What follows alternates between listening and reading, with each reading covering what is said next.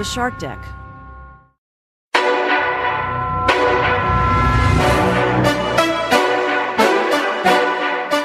Hello and welcome to Palace Intrigue. I am your host, Mark Francis. The Mirror reports Harry and Meghan's children have not been invited to the coronation, which would seem to give Meghan Markle an easy out if she needs a reason not to attend. On the other hand, such a snub would seem to give the Sussexes fodder for another 6 hours of Netflix. One royal source simply noted that they were very young. As for Prince Archie and Princess Lilibet's parents, a source told the Mail they will be given the cold shoulder by very many relatives. One said to me, "I hope they'll be seated in Iceland." Many of the family just want nothing more to do with them. If they have to see them at the coronation, then so be it, but they do not want to socialize with them.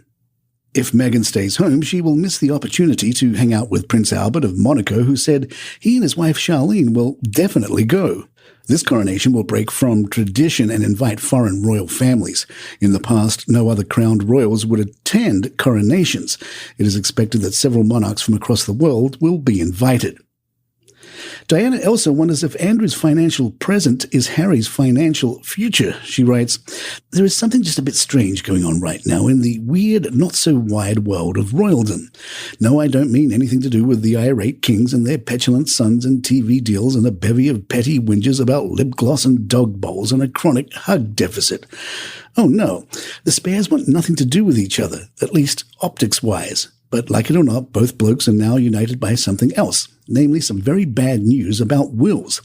In a blow for grasping, perpetually seemingly in the red, Andrew, it was reported over the weekend that the late Queen had left her entire $1.2 billion fortune to her eldest son and proud new crown owner, King Charles.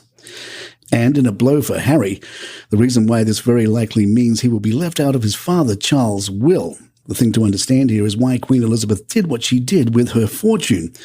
Not sadly because she was peeved at her second son for being an abjectly gross human, or because Charles had gotten into her good graces by keeping her in a ready supply of Quality Street and copies of Heat magazine, but because of tax. Elsa then recaps the financial negotiations of the 1990s, and we'll spare you the details and pick up where Elsa explains, "The wily grandmother managed to negotiate a number of unique tax arrangements only applicable to the monarch, including that money passed directly from one sovereign to another would not be slugged with 40% inheritance tax.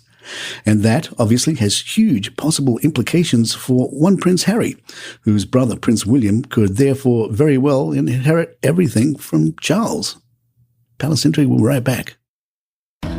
Hey, it's Jordan Ross Myers, the man behind Twitter's notorious Lee Radswell and Don Gunvalson. I'm inviting you to join me every week for the Pretty Corrupt podcast. Along with my co-host, reality casting director Stacey Noel Connor, and disgraced entertainment TV producer Nate Safer, we deconstruct pop culture's past, present, and future and probe the dark crevices of Hollywood, taking you inside the scandals, feuds, rises, and falls of society's rich and infamous.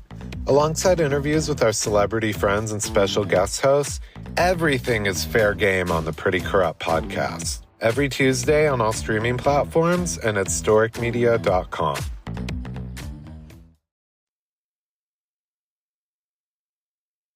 Angry protesters surrounded Westminster Abbey while shouting anti-monarchy slogans as members of the royal family arrived for Commonwealth Day on Monday. The group held signs that said, "Not my king." Anti-monarchy organisation Republic spokesperson Graham Smith said, "We are continuing a series of protests against the monarchy in the lead-up to the coronation. Charles' pointless parade will cost £50 to £100 billion, and yet it is entirely unnecessary." One question we were asked in the comments section of a YouTube channel was whether or not any members of Harry's family had attended the christening. No, not those family members, but what about the Spencers? Harry's aunts, Lady Jane Fellows and Lady Sarah McCorkadale, the sisters Diana, did attend. Fans of Meghan Markle are upset at Saturday Night Live and Michael Che. During the Weekend Update segment, Che joked that Meghan has been offered $19 an hour to attend the coronation. Behind him was a photoshopped image of Meghan dressed as a maid. One Meghanista wrote, "Notice how Michael Che is not funny and never has been, especially tonight with his trashy, cheap shot Meghan joke. Not funny. Just getting used to insult a black woman, apologize and retract. But it's unforgivable. It's not even funny, just rude." An insider tells Us Weekly that Harry and Meghan are hoping to have more date nights. They've been trying to find time for more of these types of date nights, which isn't easy given their intense schedules as well as raising the kids. But this recent outing was something they freed themselves up for, and word is that it was important to send a message that they're not rattled or letting this Frogmore situation get to them. They let their hair down in a fun environment and had a blast. It was a much-needed outing to let off steam and get back to enjoying themselves again. And there you have it. If you'd like to email us, our address is thepalaceintrigue@gmail.com. Please follow us on Spotify, iTunes, Google Podcasts, or even now on YouTube Music, or your favorite podcast app of choice. I'm Mark Francis. My thanks to John McDermott. This is Palace Intrigue. Good times. I'm Alyssa McKay, star of the new podcast, The Royals of Malibu. I play Ella, a sex worker just trying to survive when I get swept away to the wealth and the drama of Malibu. You know, you can like something without touching it. You've made the biggest mistake of your life, Ella Sinclair. You are a total psycho! Will Ella find a happily ever after ending? Or will these rich kids destroy her? Fall in love with The Royals of Malibu on Apple Podcasts, Spotify, and wherever you listen to podcasts.